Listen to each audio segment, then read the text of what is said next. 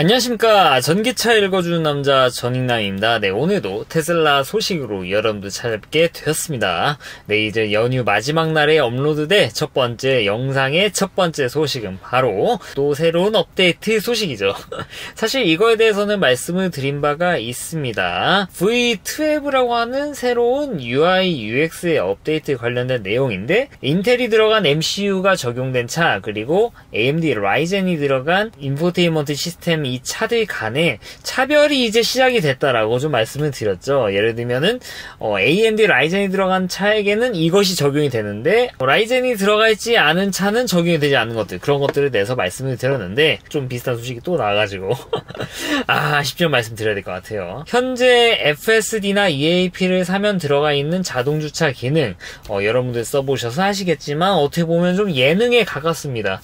뭐 잘 집어넣는 경우들도 분명히 있기는 해요. 특히 이제 평행주차 같은 경우는 생각보다 잘합니다. 근데 주차선 같은 것들을 맞추는 거는 기대를 하기 좀 어려운 그런 부분이 있어요. 더구나 이제 우리나라처럼 다소 주차 공간이 협소하고 좀 적은 나라에서는 주차 라인 이쁘게 그렇게 주차하는 게 어떻게 보면 주차 매너에도 포함이 되는 것들인데, 이런 것들을 생각 안 하고 그냥 테슬라가 주차해주는 대로 그렇게 나갔다 하면은 어니 커뮤니티에 올라올 수가 있습니다. 이렇게 주차하는 사람이 있습니다 하고. 그래서 사실 예능용인데 이게 많은 부분 개선이 이루어졌습니다. 어디서? 바로 미국에서도 FSD 들어간 차들, 어차피 뭐 자동차 같은 경우에 FSD나 EAP에 들어가는 거니까 뭐 당연한 얘기긴 한데, 미국 외에는 아직 이런 것들이 좀 뿌려지지 않았죠. 근데 미국에서 이 자동주차가 업데이트가 됐는데 굉장히 개선이 됐다고 제가 전전 영상에서 아마 좀 보여드렸을 겁니다. 쭉 가면은 주차 공간들을 여러 개 쫙 나열해놓고 거기서 원하는 주차구역을 찍으면은 거기로 이렇게 주차를 해주는데, 이게 보통의 자동주차하고는 너무도 다르다 라고 말씀드렸죠. 심지어 이거는 사람이 좀 하기 껄끄러운 그런 곳들조차도 어떻게 집어넣고 어떻게 빼고 해가지고 주차를 시켜주는 그런 영상까지도 나왔는데, 이런 경우는 어떻게 보면 사람보다 좀 더 주차를 잘한다고 볼 수도 있겠죠. 네, 물론 그 이후에 주차선 맞추는 것들은 여전히 완벽하게 하지는 못하고 있지만 사람이 하기에는 좀 난처한 그런 것들도 해내는 걸 보면서 와, 정말 많이 발전이 됐구나 라고 그렇게 말씀을 드렸는데, 이게 어떤 차에만 업데이트 됐냐? 바로 초음파가 빠진 차량, 그러니까 비전으로만 커버하는 그런 차들에게만 업데이트가 됐었습니다. 근데 이제 어떤 차들? 드디어 이제 초음파가 들어간 차들도 업데이트가 됐습니다. 뭐가 재밌죠? 이거 뭔가 초음파가 있는 차는 원래부터 됐어야 되는 건데 원래부터 안 되고 있다가 이제서야 됐다, 뒤늦게 됐다라는 거. 참 재밌는 소식인데, 여기서 제가 아까 말씀드렸죠. AMD 칩셋이 탑재된 차, 그리고 인텔이 탑재된 차의 차별이 발생했다고 바로 여기서 발생을 했는데, 초음파가 있는 차들이면 어떻게 보면 상대적으로 구형인 차들이 좀 있죠. 근데 구형에서도 좀 더 가게 되면은 인텔 아톰을 쓰는 차들이 이제 나오기 시작해요. 근데 여기서 바로 차별점이 발생했다. 결론부터 말씀드리면요, 이 자동주차 성능에는 이 두 칩셋에 따른 차이는 없다고 보셔도 됩니다. 왜냐하면은 테슬라에 들어가는 CPU는 크게 두 가지가 있다라고 보셔야 될 것 같습니다. 첫 번째 이제 MCU, 미디어 컨트롤 유닛이고, 그리고 두 번째는 AP라고 불리는 이런 칩셋이라고 보시면 될 것 같은데, AP가 자율주행을 관장하는 그런 칩셋이라고 보시면 될 것 같고요. 그리고 MCU는 말 그대로 미디어 컨트롤 유닛, 이제 우리가 흔히 말하는 뭐 AMD 라이젠 그리고 인텔 아톰 말하는 건 전부 다 미디어 컨트롤 유닛입니다. 그럼 오토파크는 그럼 어디에 속하는 것인가? 미디어 컨트롤 유닛이 사실 관장할 부분이 많이 없죠. 왜냐하면은 자율주행 관련된 칩셋은 전부 다 AP가 관장하고 있고, 현재 FSD 같은 경우에는 하드웨어 3.0, 그러니까 현재 하드웨어 3.0 차량에 들어가는 CPU로 다 돌아가게, 그게 그냥 기본 베이스입니다. 되려 이제 하드웨어 4.0을 쓰는 차들이 에뮬레이션을 해가지고 어떻게 보면 좀 다운그레이드 해가지고 3.0을 쓰고 있는 거예요. 자율주행이나 FSD 운용하는 것은 라이젠하고 아톰하고 아무런 상관이 없습니다. 어차피 동일한 칩셋을 쓰는 거라고 생각하시면 될 것 같은데, 그런 의미에서 자동주차를 할 때 이 성능 자체는 동일합니다. 근데 여기서 보여주는 데서 차이가 발생하게 되었죠. 보여줄 때 딱 봐도 뭔가 좀 흐릿흐릿합니다. 이거 뭐지? 좀 약간 내가 봤던 게 이상하다. 네, 예전에 여러분이 봤던 거는 이거죠. 물론 이것도 이상하다고 하시는 분들이 계시긴 하지만 그래도 그럴싸하게 잘 3D화해서 구현을 해주고 있어요. MCU가 AMD인 차이면서 초음파가 탑재된 차는 이게 됩니다. 이거를 심지어 선택을 할 수가 있어요. 이제 테슬라 비전 그리고 기존에 있던 초음파. 그러니까 이제 초음파를 포기해야 되는 그런 상황인 것 같아요. 초음파를 포기하고 비전만 쓸래? 아니면은 비전 안 쓰고 초음파 네가 옛날에 쓰던 거 쓸래? 이렇게 선택을 하게 되어 있습니다. 가장 좋은 건 이제 테슬라 비전도 쓰면서 여기 있는 초음파에서 얻어지는 정보도 같이 쓰게 되면 가장 그게 베스트일 것 같은데 아직 이런 거를 묶는 그런 시스템을 마련하지 않은 것 같아요. 네, 그렇게 해가지고 초음파가 있는 차이면서 라이젠이 들어간 차는 이렇게 업데이트 해줬는데 라이젠이 아닌 인텔 아톰이면 이렇게 보여주지 않고 이렇게 허접하게 보여주는데 이때도 언제만 보여주냐? 네, 바로 자동주차를 켰을 때만 이렇게 보여줍니다. 자동주차를 보여주기 전이면은 이렇게 이제 저속으로 운행할 때 주변을 3D화 해주는 거 이렇게 보여주지 않습니다. 굉장히 아쉬운 얘기죠. 네, 이것도 뭐 말씀드리지만 이 주변 사물을 보는 능력의 차이가 있는 것은 아니에요. 이거를 전부 인지하는 거는 완벽히 동일합니다. 다만 이제 여기서 얻어진 정보를 가지고 이제 모니터에 보여주는 데서 MCU의 연산 능력에서 차이가 발생을 하게 되는데 이제 라이젠이 아닌 아톰은 이렇게 전부 세세하게 주변이 이제 실시간으로 3D화해서 보여주는 그런 능력에 있어서는 다소 좀 이제 성능이 떨어져가지고 적용을 안 시켜준 것으로 보여집니다. 야, 잠깐만. 야, 지금 아톰이 달린 차들은 전부 다 지금 FSD 돌려보면 이거 다 보여주는 거 아니냐? 자세히 보시면은 이렇게 정확하게 그려주는 게 아니라 그걸 인지해가지고 그거에 맞는 모형을 보여주는 겁니다. 그러니까 FSD AP 컴퓨터가 이거는 버스네 하면은 버스, 기존에 만들어져 있던 버스 이미지를 그냥 보여주는 것이고 트럭이다 이미지를 그냥 보여주면 되는 것이에요. 그러니까 뭐 이런 식이죠.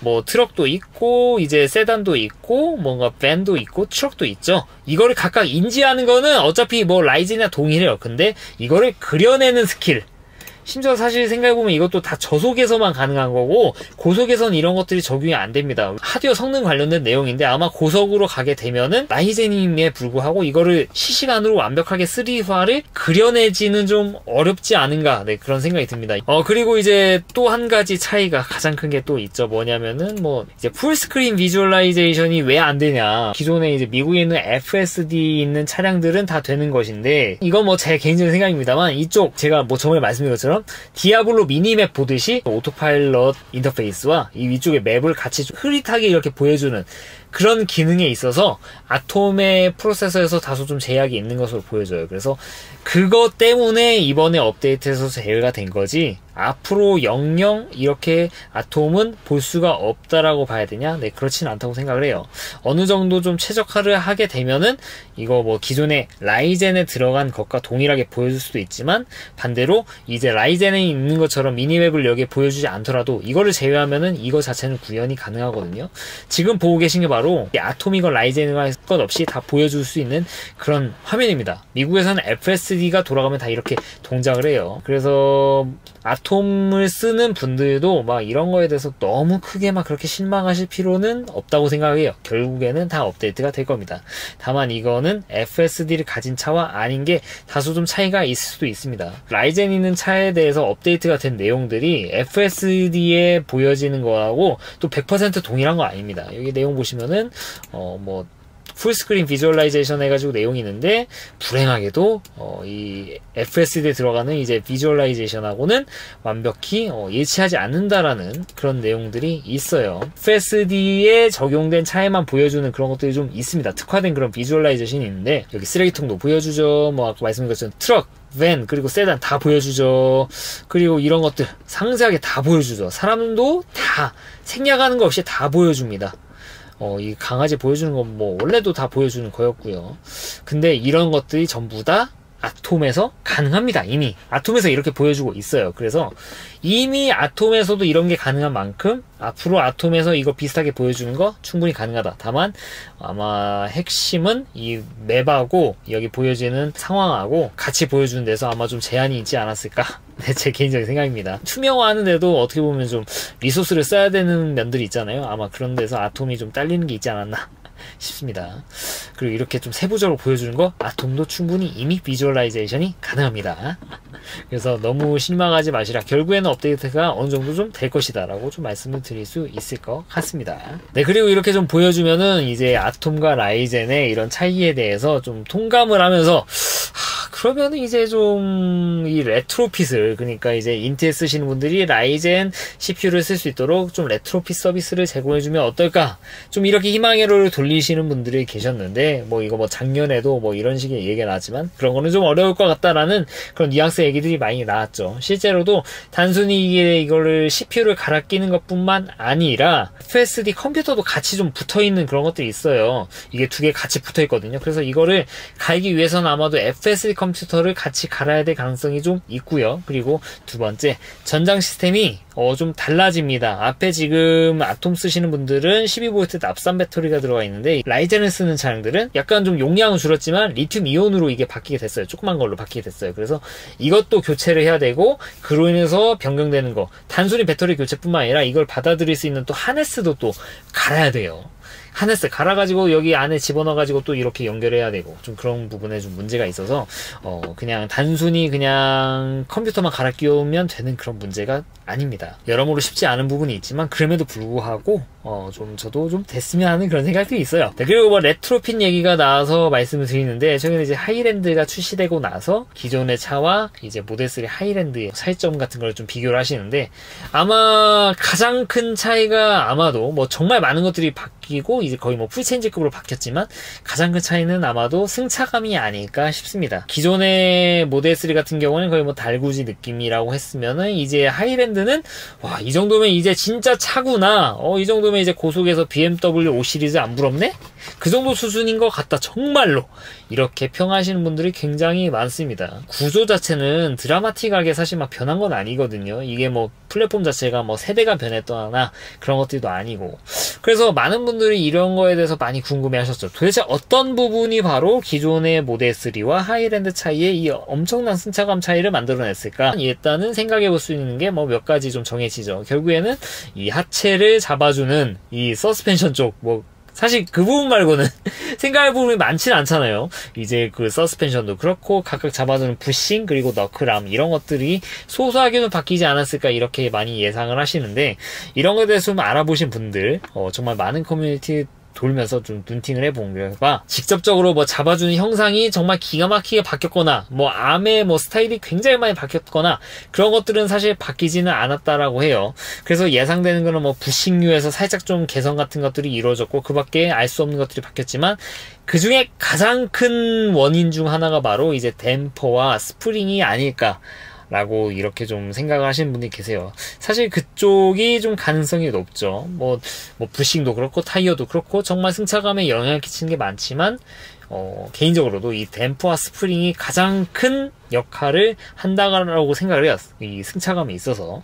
당연하지 않습니까? 이게 서스펜션을 움직이는 것들, 이런 것들을 관장하는 게 바로 이제 댐퍼와 스프링인데, 해외에도 그렇고 국내에도 그렇고 이렇게 생각하는 분들이 많이 계셨죠. 바로 이제 이 하이랜드에 들어가는 댐퍼와 스프링을 원래 기존에 있는 모델3에 이식이 가능하다라고 하면은 그 좀 유사한 승차감을 만들 수 있지 않을까라는 그런 생각 같은 거 많이 하셨죠. 실제로도 모델3 하이랜드 RWD와 롱레인지에 들어가는 댐퍼와 서스펜션은 전자식으로 이렇게 작동하는 그런 것들이 아니라 말 그대로 이제 패시브한 그런 서스펜션이라고 보시면 될 것 같아요. 그래서 이게 정말 뭐 규격만 맞고 잘 끼워진다라고 하면은 이 시계도 전혀 문제가 없고 그 역할을 제대로 해냅니다. 그래서 많은 분들이 많이 이제 좀 구하시는 분들도 계시고, 그리고 이제 이 댐퍼에 들어간 이 기술이 적용된 다른 이제 사제 서스펜션을 구하시는 분들도 많이 계시더라고요. 제가 봤는데 테슬라 이제 VP면 바이스 프레지던트죠. 뭐 부사장이겠죠. 뭐 엔지니어링 관련 부사장님이 하신 얘기가 바로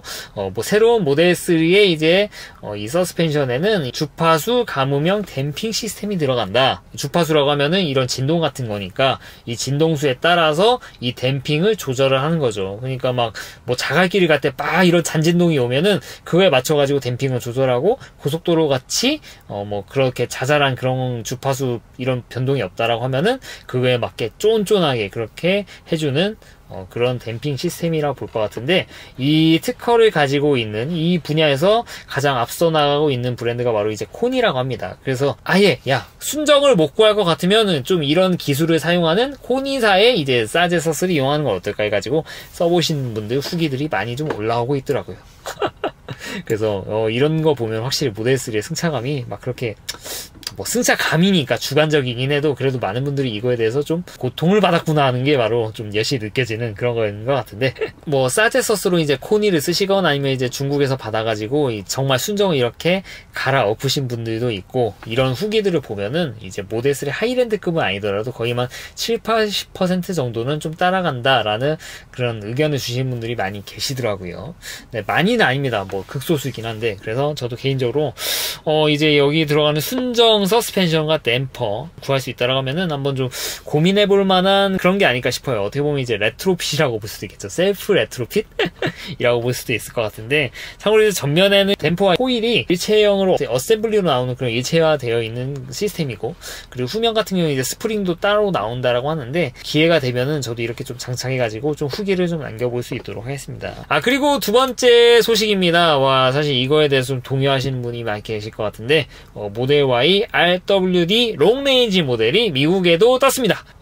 이거 뭐 제 구독자분들이면 아시겠지만 이미 전 영상에서 다뤘던 내용이긴 해요. 근데 미국에는 적용이 안 됐죠. 네, 전 영상인데 이게 여기 독일이고, 그리고 뭐 영국, 프랑스, 이미 유럽에서는 모델 Y RWD 롱레인지 모델이 출시가 됐다라고 좀 몇 주 된 뉴스입니다. 이거조차도. 그래서 뭐 말씀드렸죠. 주니퍼를 바로 넘어가는 것보다 이제 롱레인지 RWD의 베리언트를 만들어가지고 좀 더 이제 수요를 끌어올 수도 있고, 지금 모델 Y의 좀 수명을 좀 늘릴 수도 있는 그런 건덕지가 있다라고 해가지고 제가 이렇게 소개를 시켜드렸는데, 이게 미국산에도 적용될 거라고는 생각을 못했죠.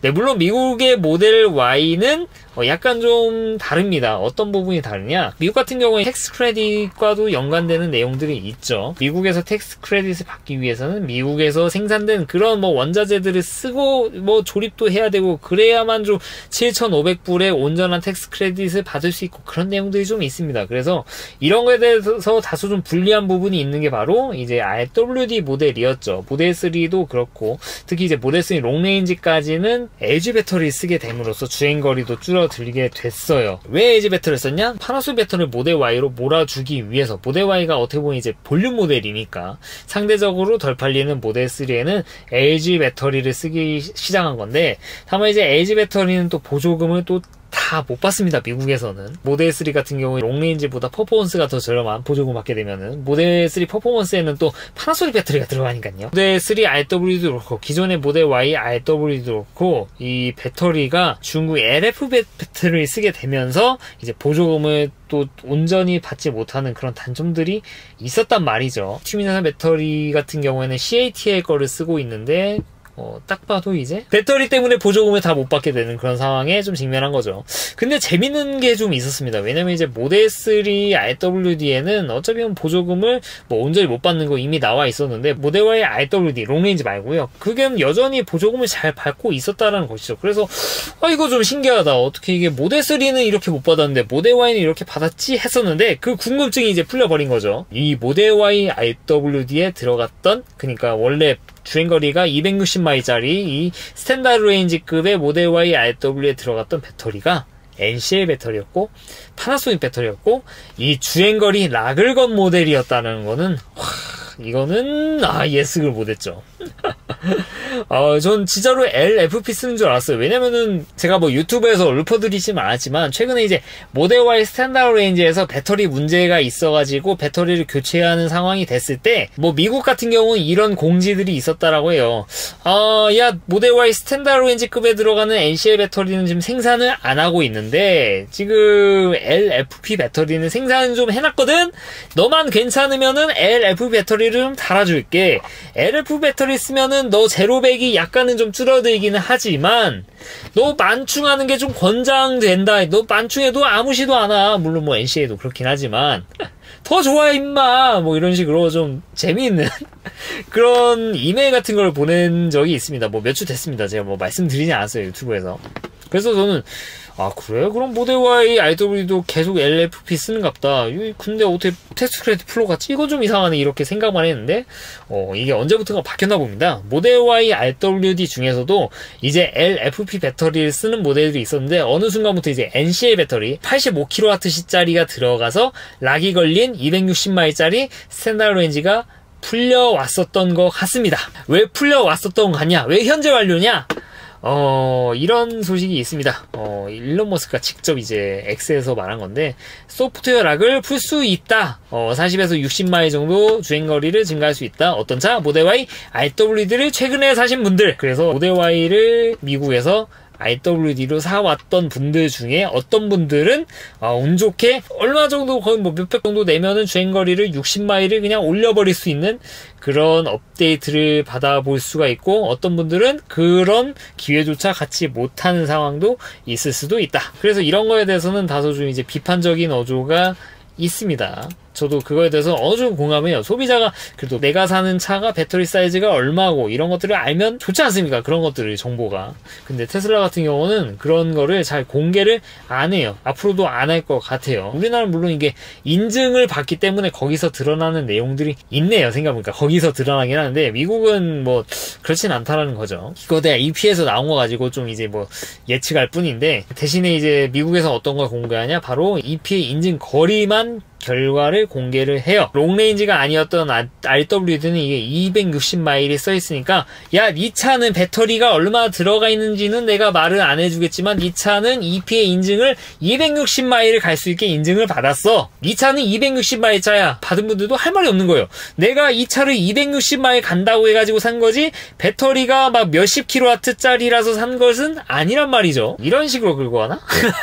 이거는 저도 물론 여전히 좀 비판적으로 좀 봐요. 이건 좀 거시기해요. 근데 다만 이제 그로 인해서 이득을 보는 분들, 상대적으로 이제 새로운 옵션이 생기신 분들은 좀 이거 개꿀인데 생각하실 분도 좀 계실 것 같다라고 좀 말씀을 드릴 수 있을 것 같습니다. 참 재밌네요. 이런 거를 보게 된다. 네, 아무튼간 이제 미국 소식이었고요. 사실 여러분들 이거 보시는 게 미국이 아니라 이제 우리나라에도 좀 이런 게 들어올지 많이 궁금해 하실 것 같잖아요. 허망한 얘기일 수도 있는데 이게 중국에 적용이 되는지 봐야 돼요. 옛날처럼 미국에서 받아오는 거였으면은 이거 분명히 우리나라에도 이미 적용이 됐을 수도 있습니다. 미국에서 적용되는 거 우리나라에 굉장히 빠르게 적용이 됐었어요. 미국산 거 받을 때는. 근데 우리나라 지금 어떻죠? 바로 중국산 차를 지금 받잖아요. 중국의 모델 Y RWD 롱레인지가 나왔냐를 봐야 되는데 지금 이 영상을 찍고 있는 5월 5일 어린이날 오늘은 봤을 때는 적용이 되지 않았습니다. 적용이 되지 않았어요. 중국산에도 적용이 되는지를 지켜봐야 될 것 같은데, 중국산에 만약에 이제 모델 Y 롱레인지 RWD가 나온다? 그러면 이제 국내에도 들어온다라고 좀 봐도 부방하고요. 근데 중국산은 여전히 계속 그런 것들이 나오지 않는다라고 하면은 그만큼 좀 밀린다라고 보시면 될 것 같아요. 분명히 적용이 될 거긴 할 건데 이게 시기의 문제인 것 같아요. 미국 같은 경우에는 제가 뭐 말씀드렸지만 보조금에 대한 영향이 좀 컸기 때문에 이런 롱레인지 RWD가 생긴 것으로 보여지고, 그리고 유럽 같은 경우에는 이 수요를 좀 만들기 위해서 이렇게 좀 만들어낸 것으로 보여지거든요. 이건 중국에서 생산된 게 아닙니다. 기가 베를린에서만 생산되고 있는 그 베리언트인데, 그러면 이제 중국에도 생산이 될지는 이제 뭐 여러분들이 판단할 얘기죠. 개인적으로는 이것도 뭐 별다른 얘기 없으면은 언젠가는 적용이 될 거라고 봐요. 기다려 봐야죠. 저도 이거 좀 계속 좀 지켜보면서 이거 관련된 소식이 나오면은 바로바로 좀 공유를 드릴 수 있도록 좀 준비를 하도록 하겠습니다. 네, 오늘은 FSD부터 레트로핏 그리고 모델 Y, RWD, 롱레인지 소식까지 여러분께 말씀을 드렸습니다. 어째 좀 도움이 되셨나 모르겠어요. 네, 이상 전기차 읽어주는 남자 전익남이었습니다. 앞으로 유익한 주제를 가지고 여러분들 찾아뵙도록 할 테니까 좋아요와 구독 부탁드리도록 하겠습니다. 네, 긴 영상 시청해 주셔서 대단히 감사합니다.